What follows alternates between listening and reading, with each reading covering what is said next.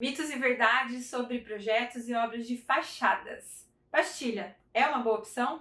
E quais são as novas tecnologias empregadas na área de inspeção predial?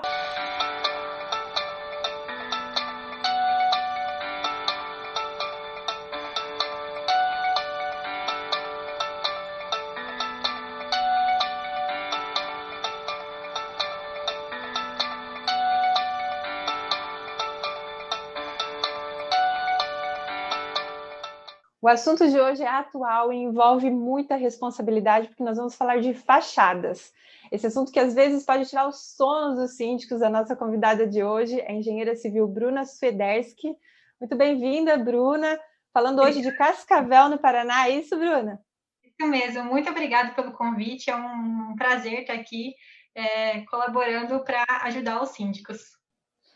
A gente sabe que a engenharia ele tem um assunto delicado, merece muita atenção dos síndicos, assim como o direito condominial, mas a engenharia é muito vasta, né? Os assuntos também são bem técnicos.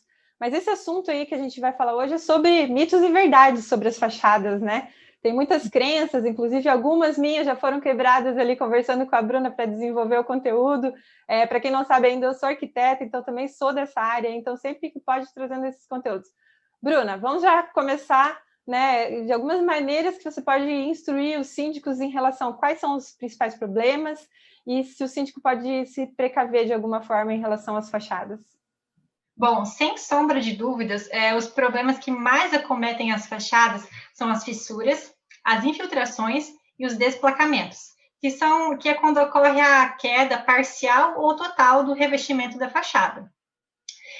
Segundo a norma de desempenho, a vida útil mínima de projeto de uma fachada pastilhada é de 20 anos, e de uma fachada com acabamento em pintura é de 8 anos. Ou seja, dentro desse período, em tese, a fachada deve desempenhar, né, um bom desempenho. Estou sendo redundante aqui, mas é basicamente isso. De acordo, claro, que se você tiver feito as manutenções adequadas, tiver feito um bom uso. Então, havendo o surgimento desses problemas dentro desse período, eles devem ser investigados. E como que é feita essa prevenção? Através das inspeções prediais periódicas, não tem muito como fugir disso. A inspeção predial ela só vai detectar essa anomalia, ela não vai investigar isso a fundo. Então, a partir do momento que é feita essa identificação, o síndico ele deve buscar uma equipe técnica especializada no diagnóstico de patologias construtivas, que é eles quem vão fazer os estudos, os ensaios necessários para diagnosticar o problema e propor o melhor tratamento. Sobre ensaios, a gente vai desenvolver um pouquinho mais sobre esse assunto específico, mas a gente quer saber também em relação às tecnologias, né? Tem tecnologias também envolvendo os produtos, mas a gente também vai falar de tecnologias em relação às inspeções. Pode contar para a gente o que tem de novo aí na área da engenharia, Bruna? Bom, atualmente, o que mais vem sendo utilizado nas inspeções de fachadas, sem sombra de dúvida, são os drones. Eles estão aí para facilitar, né, a vida de quem vai fazer as inspeções, e eles trazem imagens com uma qualidade visual muito, muito boa, com muita definição, tanto fotos quanto vídeos, e ele vai poupar o tempo, né? Às vezes você, num primeiro momento, iria ter que fazer uma inspeção utilizando balancinhos ou cadeirinha, então você vai poupar todo esse tempo e o gasto que você teria com isso, e vai utilizar um drone, ele vai te ajudar sem sombra de dúvidas. E a outra tecnologia que está assim bombando no mercado agora é a termografia infravermelha. Ela consiste em imagens com diferenças de coloração por conta da diferença de temperatura, e a gente consegue identificar através dela infiltrações, vazamentos, pontos de má aderência no revestimento, sem você ter que, às vezes, quebrar uma parede ou fazer um ensaio mais destrutivo. Existem alguns casos, me veio à mente agora, que você consegue descobrir daí se o problema é do condomínio ou se é, às vezes, do próprio apartamento. Isso também? Não necessariamente, às vezes um vazamento, às vezes pode estar ligado a um furo que o morador fez uma parede sem identificar exatamente, ou também por conta, às vezes, de uma má execução ali no encanamento do esgoto, por exemplo. Isso a gente vai ter que averiguar depois, daí a termografia ela só permite identificar exatamente qual é e onde está. Por exemplo, tem uma tubulação com vazamento, mas aonde está? Vou ter que quebrar a parede inteira para identificar? Não precisa, com a termografia você vai exatamente onde está o problema. As tecnologias estão aí para auxiliar, né, e para ganhar tempo, porque quando você comentou ali, por exemplo, dos balancins, aí já vai ter que ter o ponto de ancoragem, até para quem ainda não assistiu, a gente fez uma matéria só sobre os pontos de ancoragem, existe norma para isso, a cada 2 metros, né, e tem essa questão dos custos também, lógico, precisa estar com isso em norma, né, mas às vezes também parece que até na hora de orçar, alguns empreiteiros veem isso, né? Quais são as avaliações que levaram para ver o que vai ser executado na obra, né? Exatamente. Bruna, a gente vai falar também de alguns casos reais. Eu vou trazer para você algumas situações assim que eu vejo que acontece, alguns síndicos comentam o que acontece aqui em Balneário Camboriú também, que você atende também aqui em Balneário Camboriú, né? Então você sabe como é que funciona a questão do litoral, dos intempéries e tudo mais. Mas aqui em Balneário é muito comum que, às vezes, um pano todo de uma fachada ele tem o problema do descolamento das pastilhas. Né? Às vezes, assim, a gente... O que seria? Quais são alguns motivos que podem acontecer em relação ao descolamento? Às vezes, a fachada, um andar inteiro, só um pano da fachada com esse problema. Bom, a gente tem o costume de falar que a engenharia civil ela ainda é algo muito artesanal. Então, às vezes, a gente não consegue manter um padrão na obra toda. Mas, de maneira geral, os problemas decorrentes, as causas, né, que motivam os desplacamentos, às vezes, num pano inteiro de fachadas, ele está normalmente atrelado a falhas no processo executivo. Então, o que acontece? Às vezes, escolha do traço inadequado da argamassa, materiais inadequados, às vezes foi aplicado um revestimento argamassado bem num horário de sol poente, que a fachada estava super quente, ou muito fria, ou com muito vento, ou desempenou demais, enfim, vários pontos que podem, às vezes o acúmulo de todos eles, não só um isolado, levam a esse tipo de problema. Porque, assim, outra dúvida também que acontece é que, em que momento que avalia, por exemplo, assim, há descolamento das pastilhas, é maior do que um determinada, a quantidade é grande, se é um momento de partir para uma pintura, ao mesmo tempo isso desvaloriza o condomínio, ou volta para a pastilha, realmente a pastilha ela é algo eficiente, porque existe aquela crença de a pastilha, às vezes, não ser algo, será que vai dar problema sempre? Mas tem a questão das tecnologias aí avançando muito nas argamassas. Pode comentar um pouquinho também disso? Então, a partir do momento que você visualizou, que você identificou um ponto de desplacamento, a primeira orientação que nós damos é realize o ensaio de percussão, porque se descolou em um ponto, pode haver outros que estão prestes a acontecer o mesmo problema, né? Que causar risco aos moradores. Então, o primeiro passo é realizar o ensaio de percussão, que consiste num profissional alpinista capacitado com trabalho em altura, fazendo a descida numa cadeirinha, ele vai passando um martelo pena para identificar os pontos que a gente chama de som cavo, aquele som que parece oco. Esse ponto ele está mal aderido, ele ainda não desplacou, mas ele possivelmente vai desplacar. Então, é feito todo esse mapeamento e a gente transfere ele para um croquis, para quantificar quais a quantidade de áreas que está com esse problema. Nos pontos que a gente não identificou essa falta de aderência, esse som cavo, a gente recomenda que se faça um ensaio de resistência, aderência e tração, mais comumente conhecido como o ensaio de arrancamento. Esse ensaio ele vai permitir que a gente identifique em qual interface do revestimento está o problema, porque existem várias, né? Existem entre o tijolo e o chapisco, entre o chapisco e o reboco, entre o reboco e a argamassa colante, entre a argamassa e a pastilha. Então, são uma série de camadas onde o problema pode se dar. Então, a gente faz esse ensaio para identificar. E, a partir daí, é feito a proposta de intervenção, né? Você me perguntou, eu tiro a fachada inteira ou eu faço um reparo pontual? Depende da quantidade de pontos que foi identificado essa falta de aderência. Se for só numa pequena área, compensa às vezes você fazer uma intervenção mais pontual. Mas se você vai ter que, às vezes, reparar uma área muito grande, compensa você tirar o revestimento todo e fazer ele do zero. E você me perguntou se a pastilha, talvez, esse mito, né, de será que ela é boa, será que ela não é? Gente, ela é muito boa, sim. Porém, desde que executada da maneira correta, com projeto, com materiais adequados, assim como qualquer outro sistema da edificação. E é muito importante reforçar que, mesmo que numa reforma de fachada, é imprescindível que se faça projeto de fachada. O que é o projeto de fachada? Ele tem que contemplar o traço da argamassa, a espessura de cada camada do revestimento, as técnicas que vão ser empregadas na execução, se vai ter uma cura específica, que horário que esse revestimento vai ser aplicado, enfim, vários controles que nós temos que ter para executar um bom revestimento de argamassa.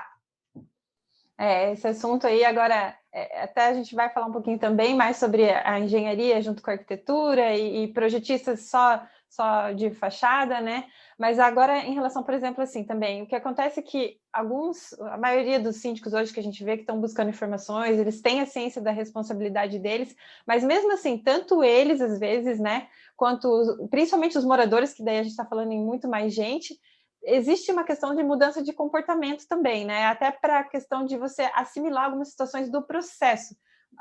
Que, às vezes eles caem da noite para o dia, né? Conta um pouquinho também como a engenharia funciona e de maneira que os síndicos devem levar esses assuntos. Bom, é exatamente isso que você falou. Normalmente, quando um síndico, ou, enfim, qualquer pessoa, quando ela vai procurar uma equipe técnica de engenharia para resolver um problema, ela já está com um problema, assim, muito avançado, ela quer aquilo com urgência, ela quer aquilo do dia para a noite. Só que realizar um bom estudo com ensaios para você entender exatamente qual é o problema, de onde ele surgiu, por que ele surgiu, qual que vai ser a evolução dele, isso toma tempo. E você fazer um bom projeto e uma boa proposta de intervenção podem levar, às vezes, meses, 6 meses. Só que, se você levar em consideração que, às vezes, isso pode ser muito tempo, isso não pode ser levado em consideração, porque se você não fizer tudo isso, você pode ter um custo exorbitante com serviços mal executados, que você vai precisar refazer de novo em pouco tempo. Então, assim, muita gente contrata equipes que prestam serviço rápido. Não, eu tenho aqui uma solução para você, rápida, vamos começar semana que vem. Gente, não é assim que funciona, infelizmente. Duvide quando isso acontecer, porque não tem como fazer isso bem feito em pouco tempo. Até, Bruna, só para comentar, existem casos que a engenharia vai mandar, vai tirar como é que é o termo que usa para mandar para o laboratório, no caso? Uma amostra. Uma amostra, né? E vai para o laboratório, e muitas vezes aí não é nem aqui na região, enfim, que está o edifício, às vezes tem que ir para uma grande cidade, né? Aqui na região, pelo menos, eu sei que às vezes vai para Curitiba e talvez até outras cidades entre Santa Catarina e Paraná também, mas isso também acontece, né? Sim. E agora, em relação também da engenharia da arquitetura que a gente falou, né, de estar mais alinhada do que nunca, muitas crenças também foram quebrando durante esse tempo aí, daquele mito, outro mito, né, que a engenharia é inimigo da arquitetura e tudo mais, né? Exato. Lógico que a gente sabe que os engenheiros, muitas vezes, eles são super cautelosos e trazem algumas realidades ali para a gente estar adaptando nos projetos, mas como que você está vendo toda essa integração? Bom, eu acredito que atualmente, mais do que nunca, a engenharia e a arquitetura elas devam estar assim muito alinhadas, porque a arquitetura moderna ela trouxe para nós edifícios cada vez mais altos e cada vez mais esbeltos. E do ponto da ótica da engenharia, quando a gente vai falar de fachadas, isso é muito importante que esses conceitos estejam alinhados, porque você tem que prever uma fachada de um edifício que vai se adaptar, né, se desenvolver ali com a movimentação natural e estrutural que o edifício vai ter, porque ele vai ter.